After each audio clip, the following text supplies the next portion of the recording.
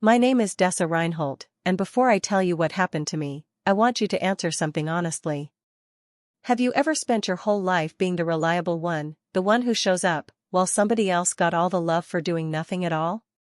Because that was me, for 43 years.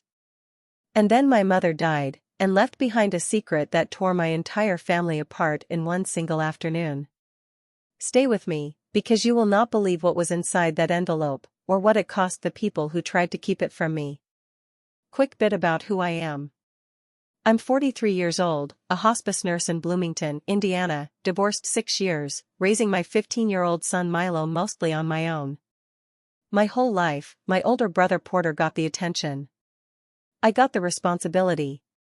Nobody ever sat me down and told me that was going to be my role in this family. It just became my job, the way water finds the lowest point in a room and settles there. I remember being 12, staying home from a friend's birthday party because my mother had a migraine and somebody needed to make dinner, while Porter, 16 at the time, got handed the car keys and a curfew nobody ever enforced. That was just how things worked in our house. Keep that in mind, because everything I'm about to tell you only makes sense once you understand what I carried into that dining room 3 weeks after my mother's funeral. The house on Kessler Lane still smelled like her hand lotion, lavender, and something powdery underneath, even with the windows cracked open to air it out. 40 years she'd lived there. 40 years of Sunday dinners and school photos on the mantel and a kitchen table that had absorbed every argument our family ever had without once being replaced. I sat at the end of the table that wasn't the head and wasn't the foot, the same seat I'd had since I was 9 years old. Porter had already taken the head chair without asking. He always did. He was wearing a suit that probably cost more than my monthly car payment, and he kept glancing at the door like he expected someone more important to walk through it. I just think we should get through this efficiently, he said, checking his watch, though there was a clock on the wall 3 feet from his head. Yvonne's got the kids' recital tonight. It's a will reading, Porter, not a conference call, I said, quieter than I meant to.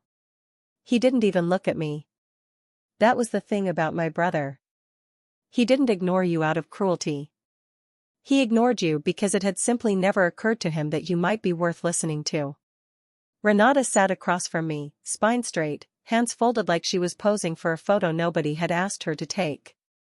She'd worn black, the same black from the funeral, the kind of black that says look how much I am suffering. She'd moved into my mother's guest room 3 years earlier, right after her own father, my mother's second husband, passed away. She said it was to help. For a long time I believed her. Our attorney, Desmond Whitfield, came in carrying a leather folder thick enough that my stomach dropped just looking at it. He'd known my mother for over 20 years, had drafted 3 different versions of her will over that time. He set his briefcase down at the actual head of the table, which forced Porter to shift his chair 6 inches to the left, and for the first time all day, I almost smiled. Thank you all for your patience, Desmond said, opening the folder with slow, deliberate movements that told me this wasn't going to be simple. Before I read the primary distribution, I need to explain something unusual. Marilyn included a conditional clause in this will. It's legal. It's binding. And it's specific. Specific how, Porter said, leaning forward, all his pretend boredom gone. The estate cannot be distributed in full until a separate condition is satisfied, Desmond said. That condition is addressed to one beneficiary only. The room went still in that particular way a room goes still right before something changes it forever. If what I've told you so far already feels familiar, if you've ever been the one carrying a family that never once looked back to see you carrying it, I want you to do something for me right now before we go any further. Hit subscribe, because this channel is where I tell stories exactly like mine, real families, real silence, real reckonings. Tap the like button if you're already invested.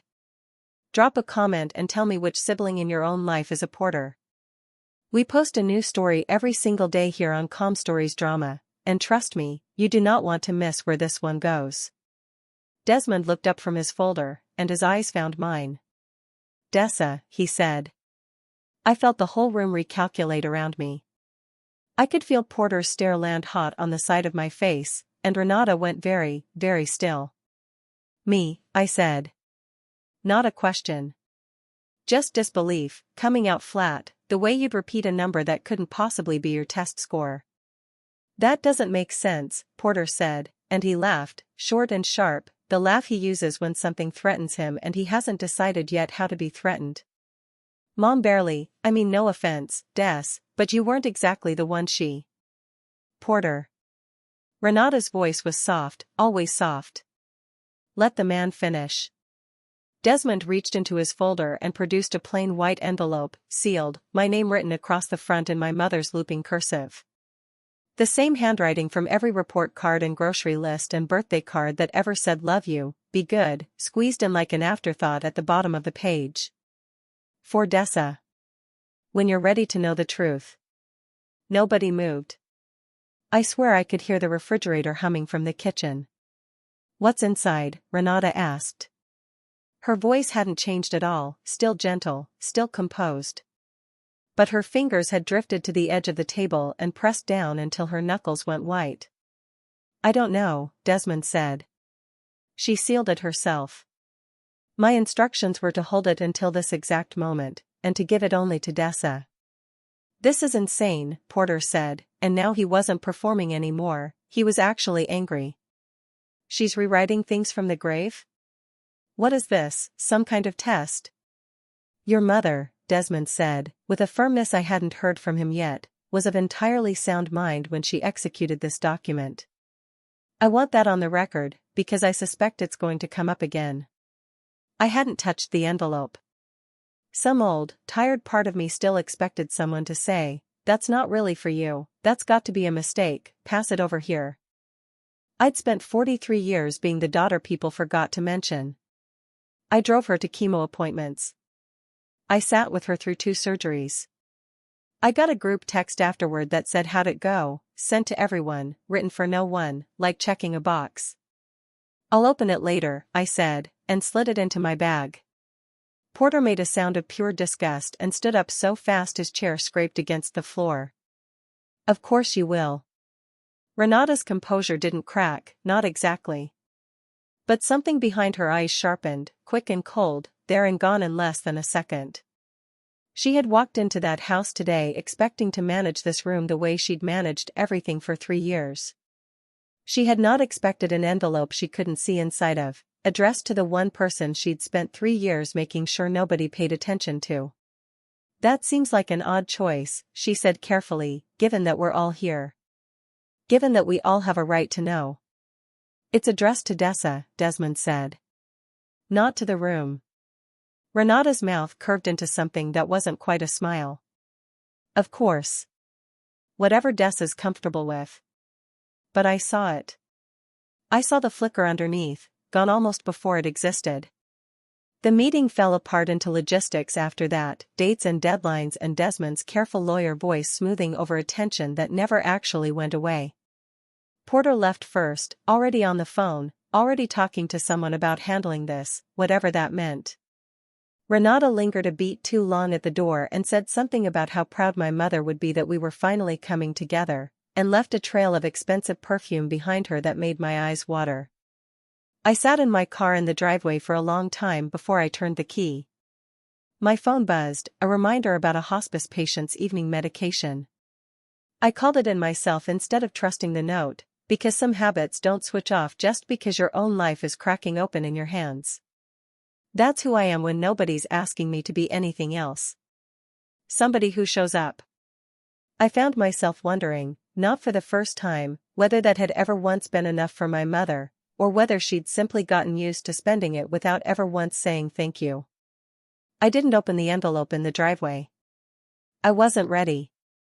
I drove home instead, the envelope sitting on the passenger seat the whole way, my mother's handwriting catching the last gray light of the afternoon. When you're ready to know the truth. A promise or a warning. I honestly couldn't tell which. So tell me. If you had been sitting in that room, would you have opened it right there in front of everyone? Or would you have waited too, the way I did, terrified of what it might finally say about you? I didn't sleep that night. I lay in bed with the envelope sitting on my nightstand like it was watching me, and around 2 in the morning I finally gave up pretending I was going to. Milo was asleep down the hall. The house was quiet in that particular way houses get when you're the only one awake in them, thinking too loud. I opened it at my kitchen table with a cup of coffee I never touched. Inside wasn't a letter. It was a single brass key, old, the kind that opens a lockbox rather than a door, and a short note in my mother's handwriting. Go to the house. The cedar chest in my closet. You'll know what to do when you see it. I love you more than I ever learned how to say. I read that last line 4 times.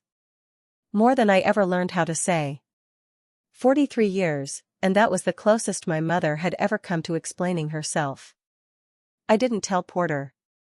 I didn't tell Renata. I got in my car before the sun was fully up and drove to Kessler Lane while the street was still empty and gray, like the whole neighborhood was holding its breath along with me. Renata's car was already in the driveway. I should have expected that. She'd been living there 3 years. It was her house now in every way except the paperwork.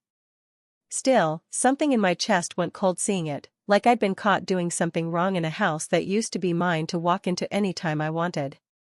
She opened the door before I even knocked, dressed, composed, like she'd been awake for hours. "You're here early," she said. Couldn't sleep.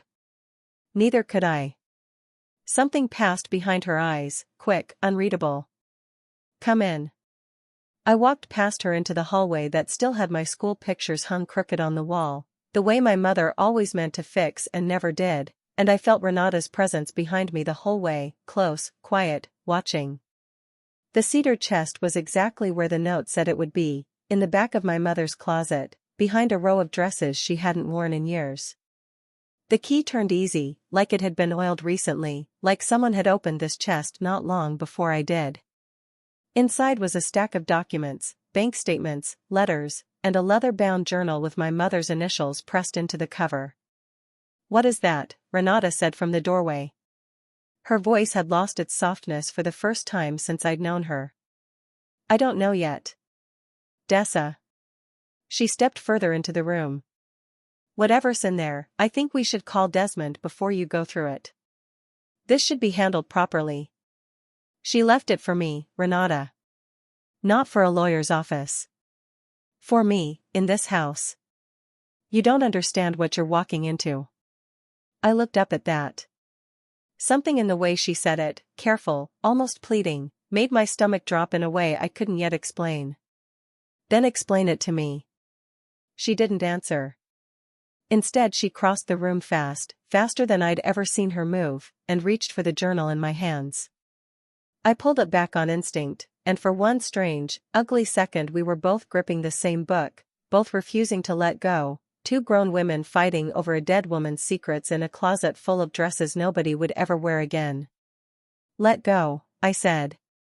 "You don't know what you're about to do to this family." "This family did plenty to itself, Renata, long before I opened this chest." She let go first. Her hands were shaking, just slightly, and for one flickering moment I thought I saw something almost like fear behind her composure, not for herself exactly, but for something bigger than either of us standing in that room. I sat down right there on the closet floor and opened the journal to the most recent entries. My mother's handwriting had changed near the end, shakier, smaller, like she was writing in a hurry or writing in secret. The entries went back almost 2 years. Bank transfers she didn't authorize. Conversations she didn't remember having, according to statements Renata had made to her, statements that contradicted what my mother herself recalled. A power of attorney document she had no memory of signing, dated 8 months before her death, the signature at the bottom looking thinner, weaker than her usual hand. I felt sick reading it. Not because it was surprising. Because some small, quiet part of me had suspected something like this for over a year and told myself I was imagining it, told myself I was just bitter, just tired, just looking for a reason to feel important in a family that had never made room for me. I thought back to the last time I'd visited, maybe 4 months before she died. My mother had asked me, almost in passing, whether she'd already given Porter money for the girls' school tuition, because she couldn't remember writing the check but the balance in her account looked wrong to her. I remember laughing it off. I remember telling her she was probably just tired. I hadn't thought about it again until this exact moment, sitting on a closet floor with proof in my hands that her confusion had been real, and that someone in this house had been counting on nobody believing her. You knew, I said, looking up at Renata. You knew she was confused. You knew, and you used it. It's not what you think. Then tell me what it is. Tell me what it actually is, Renata, because right now what it looks like is you sitting in this house for 3 years, telling everyone how much you loved her, while you let her sign away money she didn't understand she was signing away. Her mouth opened, closed. For the first time since I'd met her, Renata Ashby looked like she didn't have a script ready. I watched something crack behind her composure, something that looked almost like grief, and for one unwelcome second I nearly felt sorry for her. I did love her, she said quietly. That part was never a lie. Then why does it look exactly like one? That's when I heard the front door. Porter's voice carried down the hallway before he did, already loud, already sharp. Renata? Whose car is that outside? Is that? He stopped in the closet doorway, and his eyes went straight to the papers spread across the floor around me. His face did something complicated, fast, calculating. What is this? He said. Ask her, I said, nodding at Renata. Dessa found some old paperwork, Renata said quickly, too quickly, her voice sliding back into that soft, managed tone. Nothing that concerns. It concerns a power of attorney with your signature on the witness line, Porter. I held the page up so he could see it himself. Dated 8 months before Mom died. You want to tell me what that is? I want you to sit with something for a second, because this is the part of the story that always gets people talking in the comments. Have you ever discovered that someone you trusted had been quietly making decisions about your life, or someone you loved, without ever once asking you? That moment where the floor tilts and everything you thought you understood rearranges itself into something uglier? That's exactly where I was standing in that closet. If that's ever happened to you, I want to know in the comments below, because I read every single one. And if this story has you leaning forward right now, make sure you've hit that like button, because part 3 is where everything finally comes out into the open, and trust me, you do not want to miss it. Porter's face had gone pale under the anger. That's not what that is. Then what is it? It's a formality. Mom asked me to help manage some accounts, that's all. When her memory started slipping, somebody needed to. Somebody needed to know what, Porter? Take out loans against her house? Because that's what this says. $200,000 moved out of accounts that were supposed to be hers, and hers alone. Say something else, Porter, I said. Tell me it's a formality again. Tell me it's normal to borrow $200,000 against your dying mother's house and never mention it to your sister once, not one single time, in 8 months. You don't understand the position I was in. His voice had lost its performance now, gone raw and defensive in a way I'd never once heard from him. The franchise, it was supposed to work, it was supposed to pay itself back before anyone even noticed. Before I even noticed. That's what you mean. Not Mom. Me. He didn't answer that. He didn't need to. Renata had gone very still, watching Porter now instead of me, and I understood, in that moment, that whatever alliance the two of them thought they had, it hadn't survived the papers on the floor. You knew about this, Porter said to her, low, dangerous. You said she'd never find any of it. Porter. You said the chest was empty. You said you'd handled it. And there it was. The thing neither of them had meant to say out loud, sitting in the open now, undeniable, between the 3 of us and 40 years of family photographs on the walls around us. I stood up slowly, the journal clutched against my chest like something I needed to protect. You went through this chest already. Both of you. Before I ever got here. Neither of them answered. They didn't have to. I flipped to the final entries in the journal, my hands not quite steady anymore, searching for whatever my mother had wanted me to find, whatever had made her hide a key inside a sealed envelope instead of simply telling me the truth while she still had the chance. The last entry was dated the week she died. Dessa, if you're reading this, it means I finally ran out of time to tell you myself, and I am so sorry it has to be this way. There are things about this family, about Porter, about Renata, about what I allowed to happen because I was too afraid of the fighting, that you deserve to know before. The page ended there, torn, jagged along the edge, the rest of it simply gone. I looked up at both of them, standing in that closet doorway, watching me discover exactly how much had been kept from me, and I felt something shift inside my chest that had nothing to do with grief anymore. "Where's the rest of this page?" I said. Nobody answered. "Where's the rest of this page?" Renata's eyes flicked, just once, toward Porter. And Porter, for the first time since I'd known him, looked like a man who understood he had finally run out of room to talk his way clear. "I don't have it," he said finally. "I swear to you, Dessa, I don't know where the rest of that page is." "Then who does?" Nobody answered that either.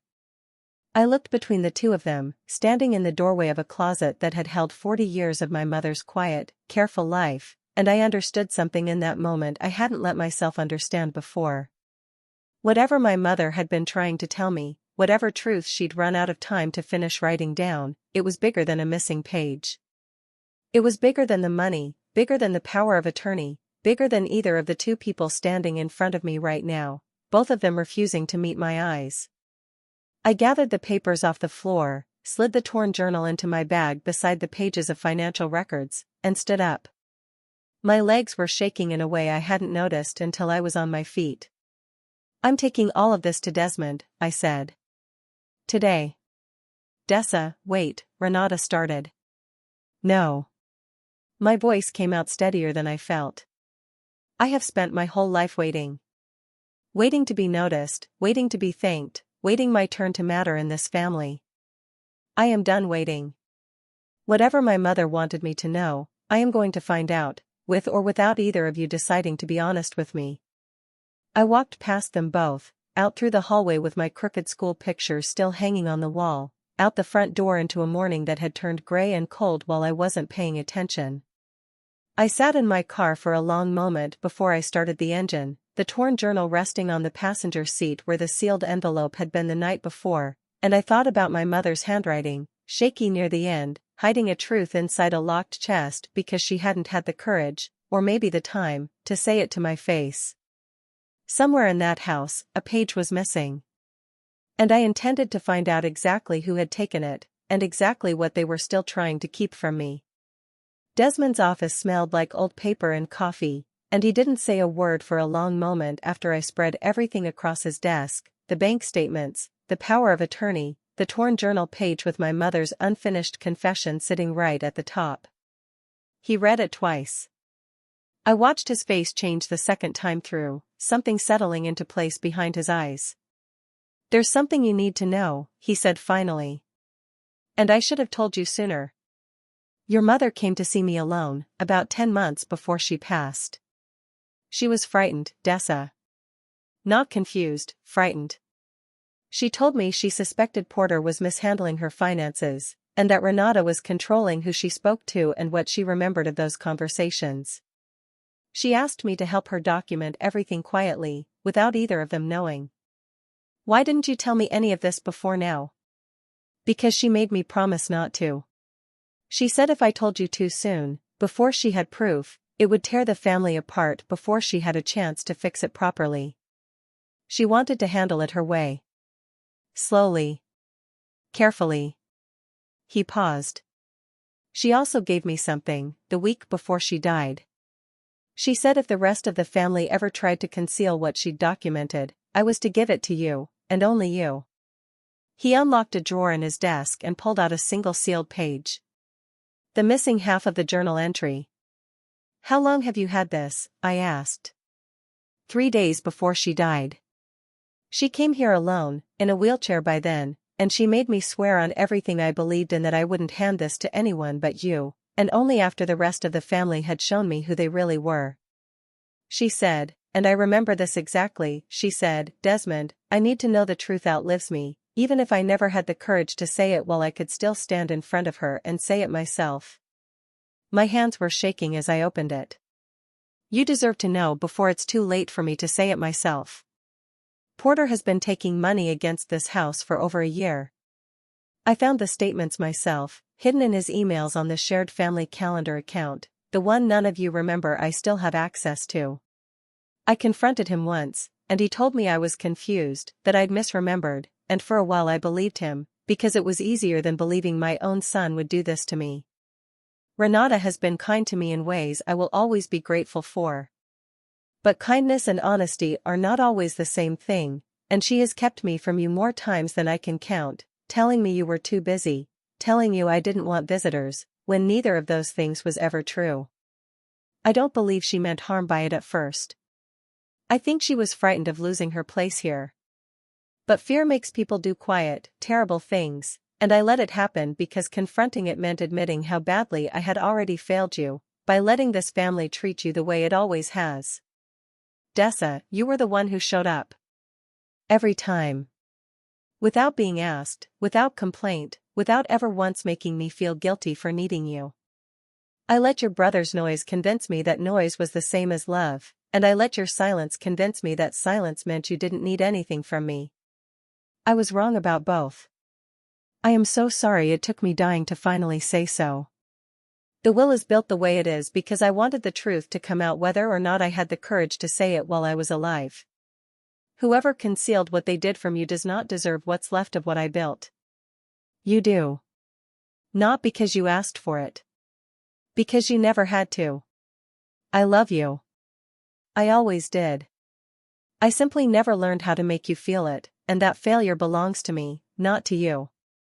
I sat in that office and cried in a way I hadn't let myself cry since the funeral, not for the money, not even really for the confession, but for the specific, aching relief of finally hearing, in her own words, that I had not imagined the last 43 years.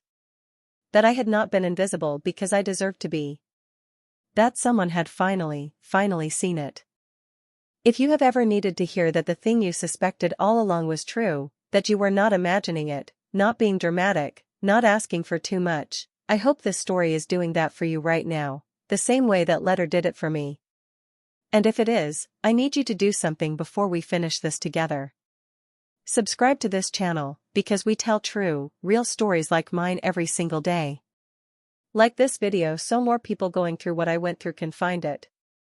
Comment below and tell me, honestly, has anyone in your life ever made you feel invisible the way my family made me feel? I promise you, I read every single comment, and so many of you have told me your own version of this story, and it means more to me than you know. Desmond helped me file everything with the court over the following weeks. Porter's unauthorized use of the power of attorney was reported, and while my mother's estate chose not to pursue criminal charges, out of respect for what remained of our family, he was ordered to repay every cent, and the discovery ended his standing as a beneficiary of anything beyond the minimum the law required.